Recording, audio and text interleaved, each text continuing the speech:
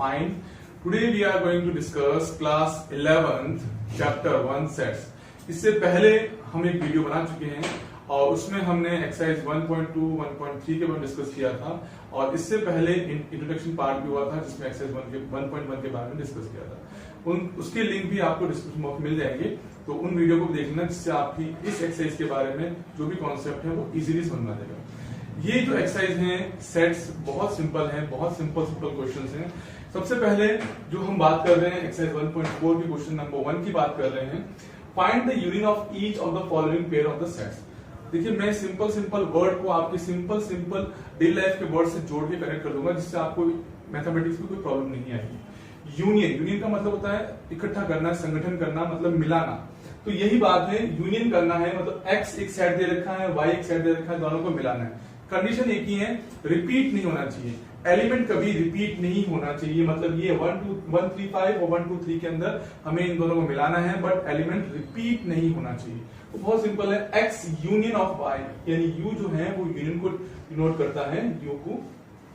X union of y 1 2 3 5। देखिए यहाँ पर 1 है, इधर भी 1 है, तो सिर्फ एक बार लिखा जाएगा। 2 यहाँ नहीं है बट 2 यहाँ पर है तो 2 लिख दिया कंबाइन करने के लिए। 3 यहाँ पर है, 3 यहाँ पर है तो 3 लिख दिया, और 5 तो 5 means 1 2 3 5 is the union of x and y. बहुत सिंपल। अब थर्ड वाला देखिए, मैंने कुछ पर्टिकुलर क्वेश्चन, सिलेक्टेड क्वेश्चन लिए हैं जो आपको डिफिकल्ट लगेंगे, बाकी सारे इजी क्वेश्चन हैं। ये सारे कॉन्सेप्ट आप समझ लेंगे तो बाकी भी क्वेश्चन आप कर सकेंगे। तो देखिए a is equal to x such that x is a natural number and a multiple of 3। मतलब क्या कह रहा है, x में एक ऐसा नेचुरल नंबर है, नेचुरल नंबर आपको पता है 1 2 3 4 5 टू इनफाइनाइट, मतलब 1 2 3 से लेकर इनफाइनाइट तक होते हैं। बट कंडीशन दे रखी and multiple of 3, multiple of 3 भी है।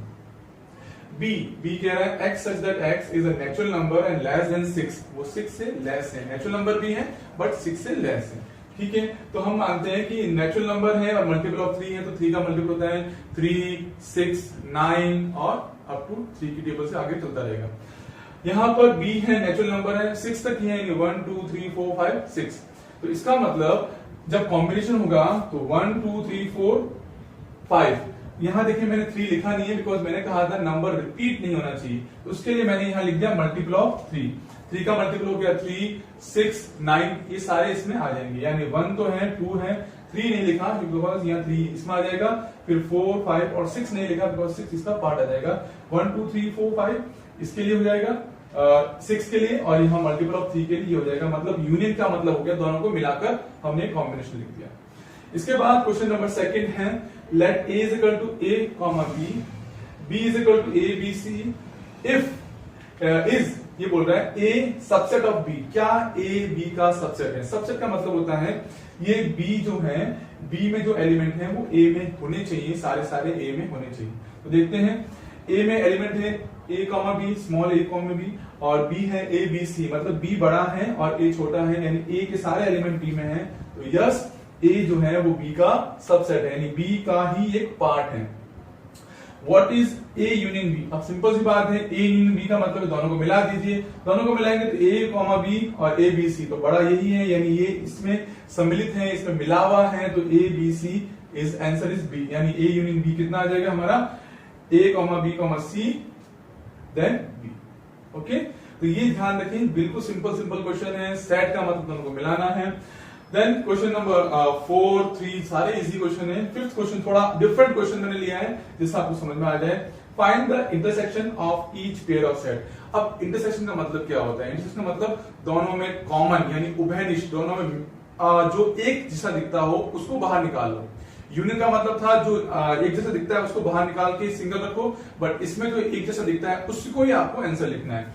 जैसे देखिए x इज इक्वल टू 1 3 5, 1 3 5 है, y इज इक्वल टू 1 2 3 है। तो इसमें कॉमन क्या आ रहा है? तो कॉमन देखेंगे हम, 1 इधर आ रहा है, 1 इधर आ रहा है, तो 1 हमारा यूनियन हो गया, सॉरी इंटरसेक्शन हो गया।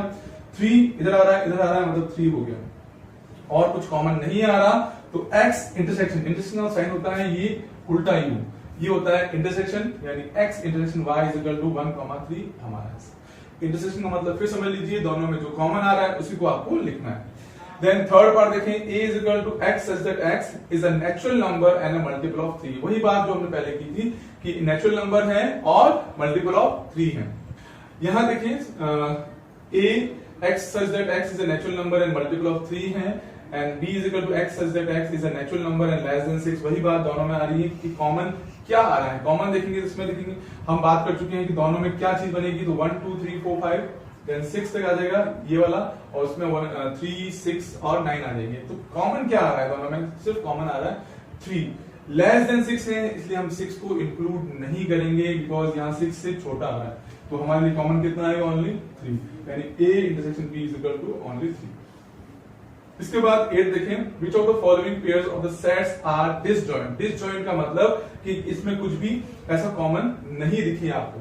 तो देखिए 1 2 3 4 दे रखा है, and x such that x is a natural number and 4x जो है वो 4 से बड़ा है और 6 से छोटा है और इक्वल भी है। ध्यान रखिए इक्वल भी है और बड़ा भी है। तो देखिए इसमें डिसजॉइंट निकालना है। डिसजॉइंट का मतलब दोनों में कुछ भी कॉमन नहीं आना चाहिए। डिसजॉइंट का मतलब कॉमन नहीं होना चाहिए, अगर कॉमन है तो वो डिसजॉइंट नहीं है। तो देखिए यहाँ पर 1 2 3 4 दे रखा है और यहाँ पर दे रखा है नेचुरल नंबर 4 से बड़ा या 4 के बराबर और 6 के इक्वल और 6 से छोटा। तो देखेंगे यहाँ पर 4 5 6 इसके लिए वैल्यू होगी, इसके लिए आंसर हो गया 4 5 6, ये सेट बन गया इसका एक। और यहाँ पर 1 2 3 4 दोनों में क्या कॉमन दिख रहा है, हमें 4 दिख रहा है, 4 कॉमन दिख रहा है। इट मींस दोनों में 4 एक इंटरसेक्शन आ रहा है, 4 कॉमन आ रहा है। Therefore this pair of the sets is not a disjoint, मतलब इसलिए ये disjoint नहीं है। अगर इसमें कुछ भी कॉमन नहीं आता तो we have to say this is the disjoint set। इसके बाद बाकी जो नेक्स्ट क्वेश्चन है वो सारे सिंपल हैं। 10th क्वेश्चन देख लीजिए, if x is equal to a b c d and y is equal to f b d g, find first x minus y। x minus y का मतलब है x वाले सेट को जो बड़ा है उसको रखना है प्रेफरेंस और y उसमें से माइनस करना है। वापस बता दूं, x वाले सेट को हमें मेन रखना है, उसमें से y माइनस करना है, बिकॉज x माइनस y है। अगर y माइनस x तो y को बड़ा रखना है, y में से x को माइनस करना है। तो देखिए पहले x कहां है, a b c d, ये तो हमारा x हो गया, इसमें से y माइनस कर दीजिए, यानी y वाले कॉमन जो आ रहे हैं हटा दीजिए। तो y वाले कॉमन कितना आ रहे हैं, देखिए इसमें कॉमन आ गया, इसमें देखो b आ रहा है, d आ रहा है, हट गए कॉमन। तो इसमें से हमने b d हटा दिया, तो पीछे क्या बचा यहाँ पर a और c, तो हमारे लिए आंसर हो गया a, c। वापस समझ लेना, x वाले सेट को मैन रखना है, इसमें से y वाले को जो कॉमन आ रहे हैं उनको हटाना है। तो y देखेंगे यहाँ b d कॉमन आ रहा है, b और d कॉमन आ रहे हैं, तो b d को हटा दिया है, तो आंसर कितना आ रहा है a, c।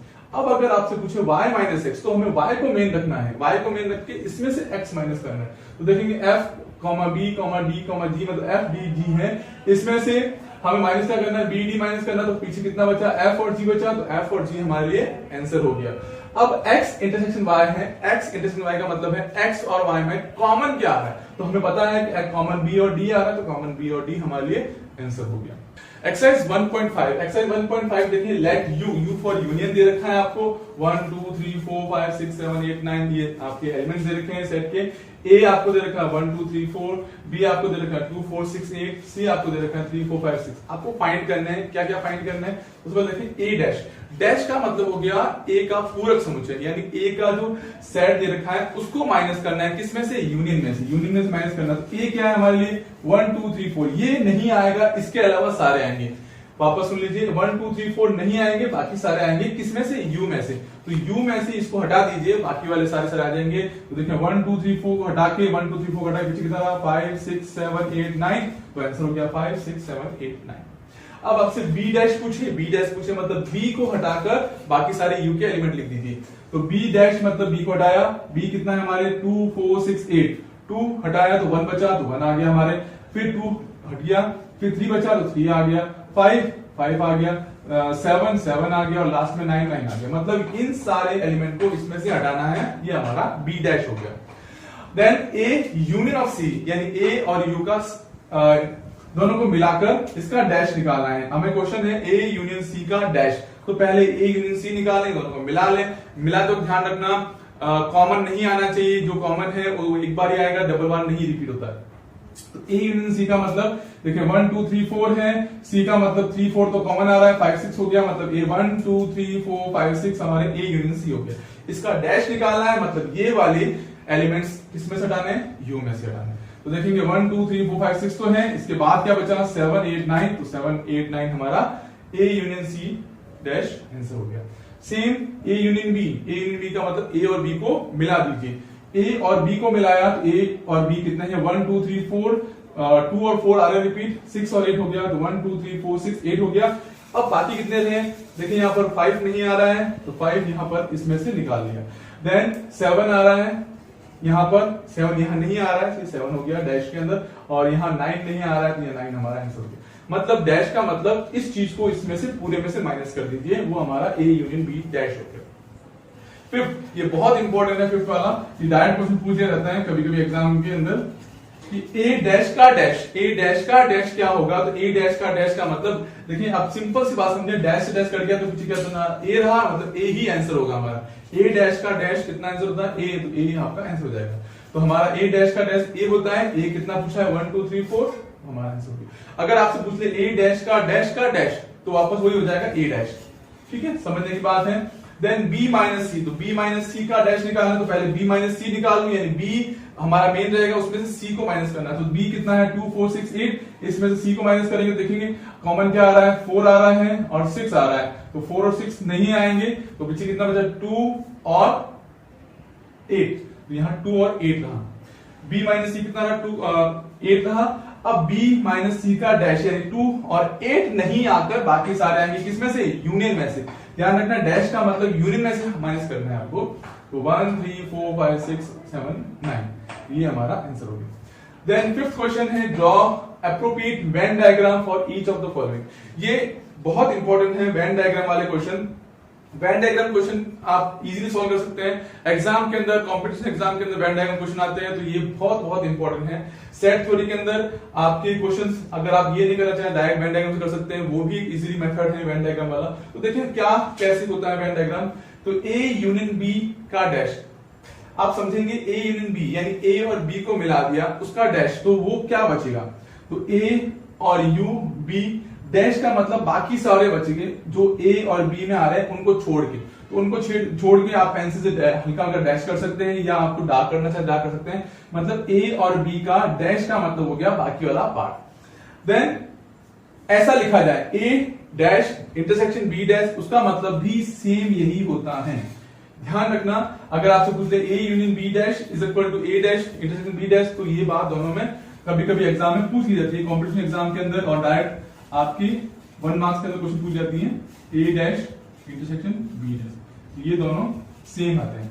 सेम का सेम ए इंटरसेक्शन बी का डैश, ए इंटरसेक्शन बी का डैश, इसका मतलब हमारे पास जो इंटरसेक्शन पार्ट है उसको छोड़ के बाकी वाला सारा आंसर, तो ये वाला देखिए कॉमन पार्ट है, इसको छोड़ के बाकी सारा डैश डॉट डॉट कर दीजिए या डैश कर दीजिए जैसा आप चाहें, मतलब उसको अलग दिखाना है आपको, तो अलग हमने ऐसे दिखा दिया। और अगर आपसे पूछे A dash union of B dash, तो ये दोनों भी इक्वल होते हैं, तो ये दोनों इक्वल कैसे करेंगे आप, A dash union of B dash. ये कुछ पॉइंट्स हैं, कभी कभी डायरेक्ट एग्जाम पूछ जाते हैं, तो इनको भी आप दिमाग में रखें, उनको नोट करके रखें।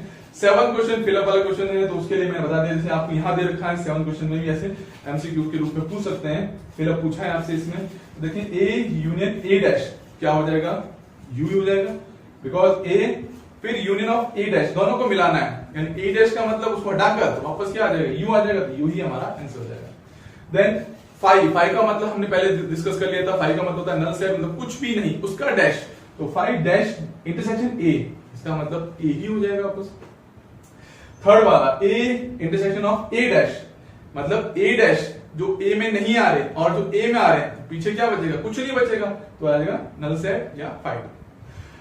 Then U dash intersection of A, अब वही बात यू डैश का मतलब वही ए में से हटाना है, तो इसमें से इसको हटा दिया तो पीछे क्या बचा 5। तो ये कुछ क्वेश्चन थे, इंपॉर्टेंट क्वेश्चन थे, इसका आप स्क्रीनशॉट लेना चाहें तो स्क्रीनशॉट ले लें। सारे क्वेश्चंस बहुत इजी हैं, बाकी क्वेश्चन प्रैक्टिस करें, और जो हमने क्वेश्चन करे हैं उसके अलावा भी एग्जांपल्स और क्वेश्चन सॉल्व करें। ये 11th क्लास का एक इंपॉर्टेंट चैप्टर है, और हमारे कॉम्पिटिशन क्लास में भी ये बहुत बार पूछे जाते हैं, डायरेक्ट एग्जाम में पूछे जाते हैं। तो आई होप आज की एक्सरसाइज आपको समझ में आई होगी, और जो इससे पहले एक्सरसाइज हमने कर रखी है उसका डिस्क्रिप्शन बॉक्स मिल जाएगा, इन वीडियोस को लाइक शेयर सब्सक्राइब करें, अच्छे से कमेंट करें और कोई प्रॉब्लम हो तो डिस्क्रिप्शन बॉक्स लिख दें। Thank you.